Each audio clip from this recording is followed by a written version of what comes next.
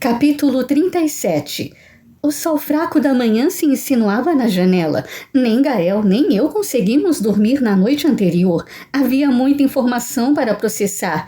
Ainda estávamos na cama, seu corpo grande ocupando metade dela, o braço dobrado atrás da nuca. Minha cabeça descansava em seu peito nu, enquanto ele corria os dedos pelo meu cabelo, enrolando uma mecha no indicador e admirando a maneira como os fios acobreados capturavam a luz que vinha lá de fora. Eu não estava tão relaxada assim. Queria questionar, saber mais, na verdade, saber tudo.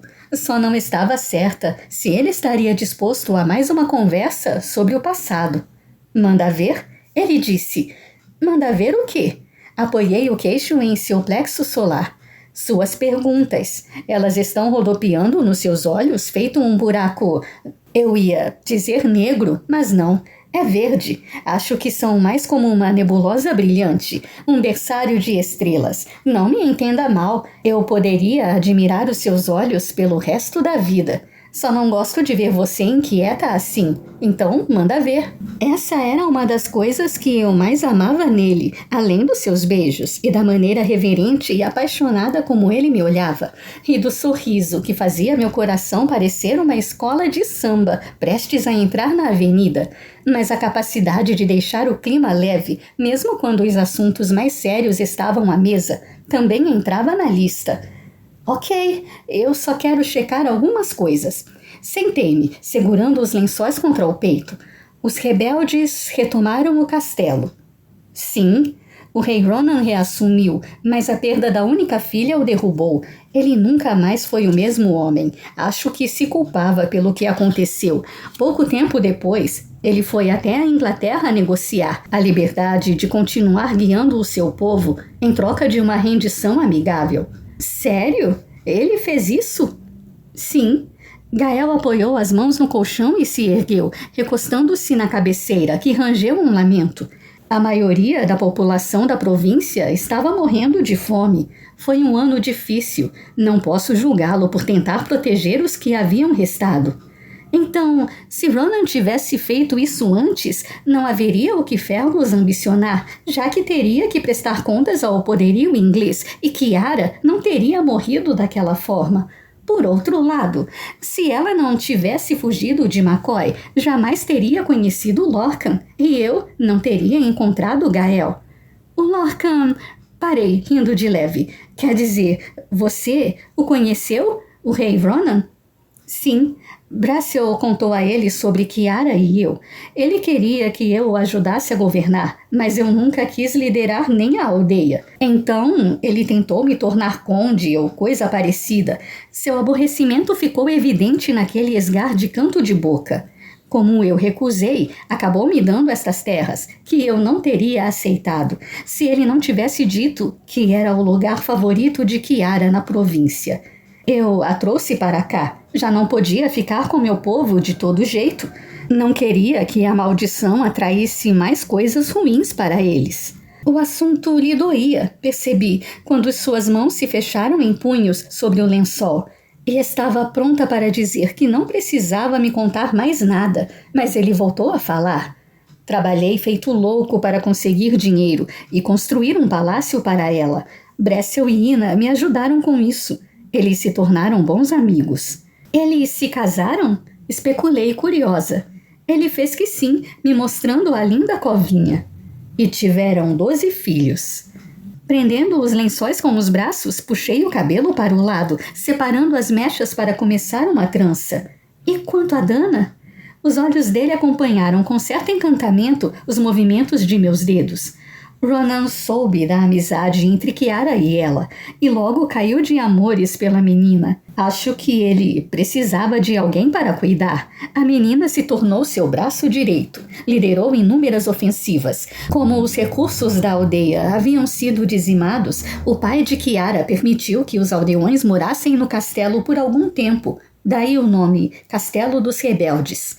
Ele inclinou a cabeça para o lado. Você tem alguma ideia de como essa sua mania de trançar o cabelo me perturba? Parei o que estava fazendo, piscando algumas vezes.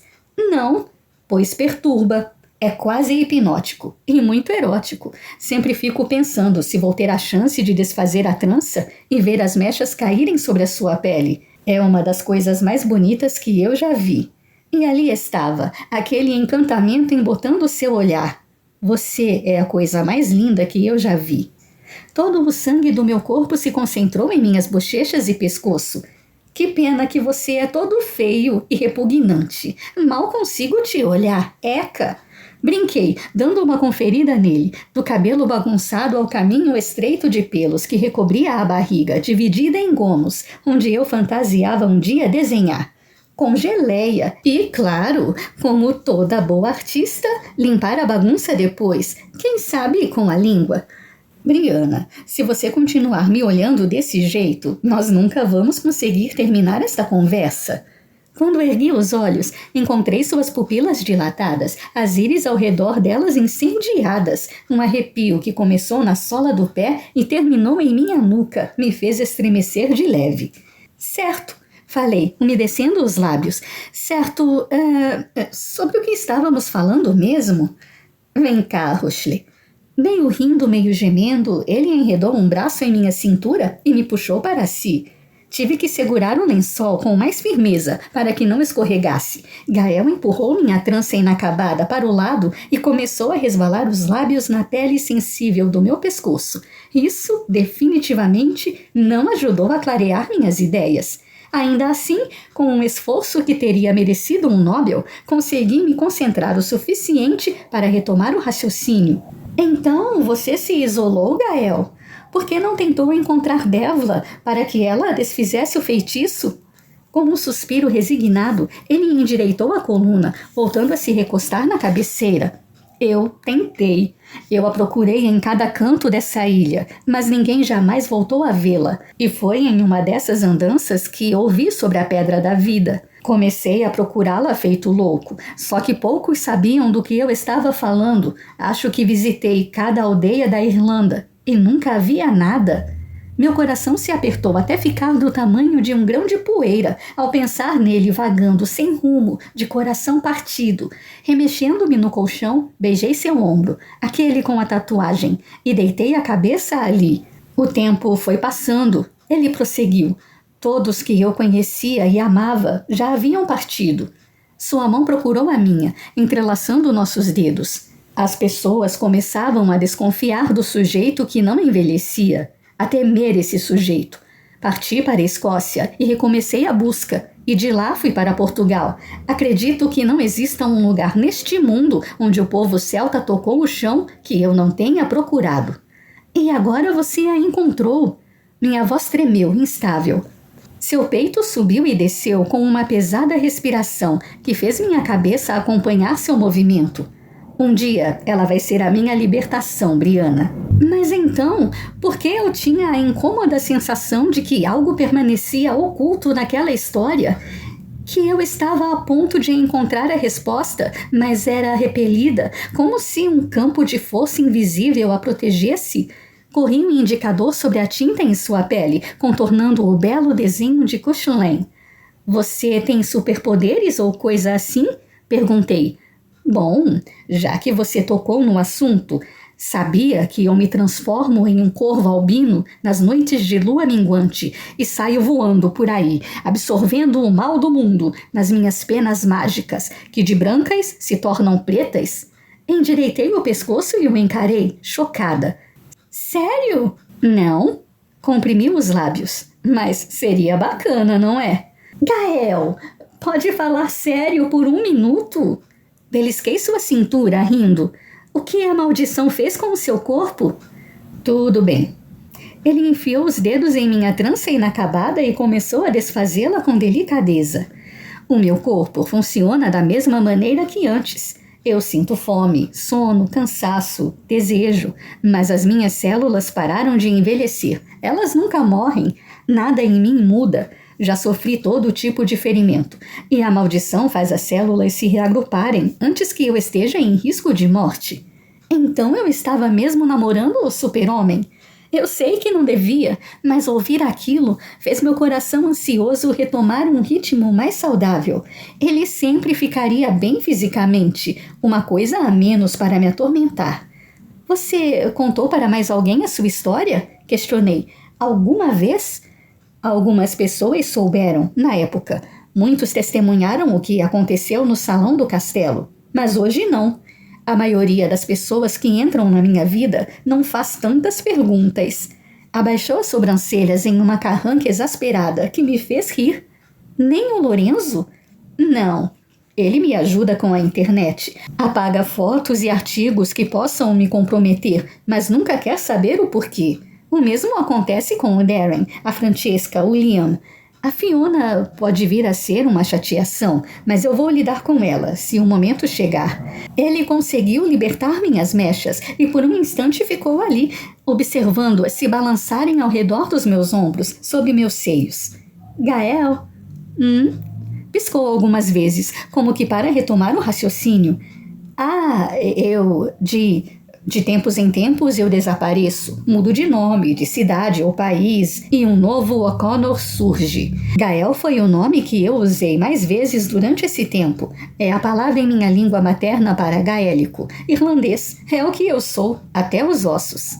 Ele abriu um sorriso devastador que cataloguei como de fazer as entranhas se retorcerem. Então, só eu sei sobre Lorcan? Concluí. Toda a diversão desapareceu e seus ombros se enrijeceram. Você e aquela mulher de Garrettstown. Ela sentiu a magia em mim. Já tinha ouvido a lenda sobre a maldição, ligou uma coisa a outra e, por isso, me quer longe das terras dela. Eu sabia que tinha alguma coisa errada com aquela senhora, que ele não tinha me contado tudo. Tinha sentido algo diferente nela, uma vibração ruim ou coisa assim. Isso e, é claro, a expressão raivosa que sempre dirigia a... Espera um pouco. Como ela pode sentir uma coisa dessas? Questionei. Ele me olhou de um jeito muito significativo. Meu queixo quase se desprendeu do crânio. Ela é uma bruxa? Uma druideza. E não faça essa cara. Seus braços envolveram minha cintura, me puxando para seu tórax quente. Os druidas, os antigos e os novos, promovem a harmonia, a adoração à natureza, o respeito por todos os seres vivos, como Aileen. Devla foi uma exceção. Descansei o rosto em seu peito, ainda um pouco perdida com tudo o que descobrira, mas agora entendia melhor. Com o entendimento, cresceu a certeza de que existia uma razão para termos nos encontrado, que talvez as coisas devessem acontecer da maneira como aconteceram, que o passado era como era para que chegássemos àquele momento. Meus sonhos, minha má sorte, pulando de emprego em emprego até chegar a Brígida, até chegar a Gael. Eu pretendia discutir essa ideia com ele, mas o observei vincar a testa, retesar o maxilar e esfregar a têmpora. O que foi? Eu me aprumei.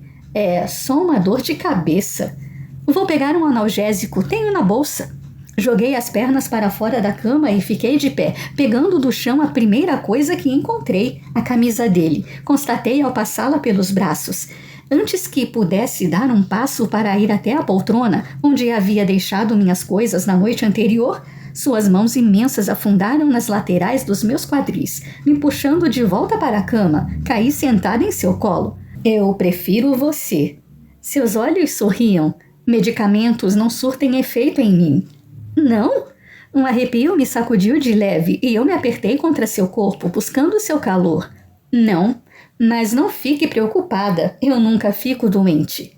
Foi minha vez de franzir o senho. Isso não é verdade. Você está sentindo dor e teve febre há 2 dias, apontei. Dor de cabeça não é doença. Esqueça isso. Tem uma coisa que eu quero discutir com você.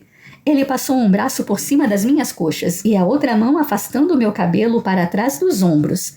Eu estava pensando se você gostaria de passar mais um tempo aqui na Europa. Tem muitos lugares onde eu quero te levar. Soltei um pesado suspiro. Eu adoraria, Gael, mas não posso. Com a morte da dona Lola, a mamãe está pensando em fechar a pensão. As coisas vão ficar estranhas. Eu preciso estar lá para ajudar. A preocupação tomou conta dele. O homem de negócios que eu não via desde aquele almoço com o Sr. Anderson fez uma aparição, me lembrando de que era segunda-feira e minhas férias tinham acabado.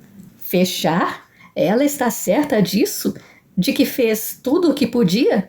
Ela acha que é a melhor coisa a fazer. Eu ainda não tinha certeza se concordava. Ficava em dúvida se era meu coração ou meu cérebro falando que isso era um grande erro. Talvez ela não devesse desistir ainda. Disse Gael, como se lesse meus pensamentos. Poderia tentar alguma coisa, encontrar um investidor, por exemplo. Eu adoraria poder ajudar. De quanto ela precisa? Acabei rindo. Lorenzo estava certo. Gael tinha um parafuso solto. E um baita coração generoso, acrescentei comovida. Eu agradeço, Gael, mas não posso aceitar. Por que não? Resmungou aborrecido. Eu não ia me sentir bem. Já andava tendo problemas com a coisa de ter me envolvido com o chefe. Eu não quero que você faça isso. Ele bufou. Que inferno, Briana. Eu só quero tornar a sua vida mais fácil, mais feliz, de todas as maneiras possíveis. Mas você já fez isso. Eu o abracei pelo pescoço, afundando as mãos nos fios cor de caramelo. Ele meio grunhiu, meio gemeu, a expressão entre aborrecida e ansiosa. Você não entendeu o que eu acabei de dizer. Seus dedos carinhosos tocaram meu queixo, incitando que eu o elevasse, até nossos olhares estarem na mesma altura. Todo o amor do mundo pareceu dominar aquelas profundas íris pretas. Eu quero que a sua vida e a minha se embolem numa só. Eu quero não precisar me separar de você, Briana. Nunca mais. Sua voz baixou alguns tons. Por todos os dias do resto da nossa vida. Pisquei algumas vezes, tentando manter a respiração sob controle, mas falhei. Ele estava me pedindo. Meu coração bateu com ferocidade à medida que aquele olhar, que suas palavras se assentavam dentro de mim e eu compreendia o que ele estava me dizendo. Era loucura. Nós mal nos conhecíamos, mas aquele amor louco que preenchia cada célula do meu corpo fez meu pulso correr mais rápido que uma Ferrari e a resposta querer pular para a ponta da minha língua. No entanto, antes que eu pudesse abrir a boca, algo mudou em seu olhar. Em suas íris, na verdade, foi sutil, quase imperceptível para um observador menos atento, mas aquela pintinha amarela pareceu ficar um pouquinho maior. Aproximei o rosto do dele para me certificar de que não estava vendo coisas, e sim, ela havia se expandido.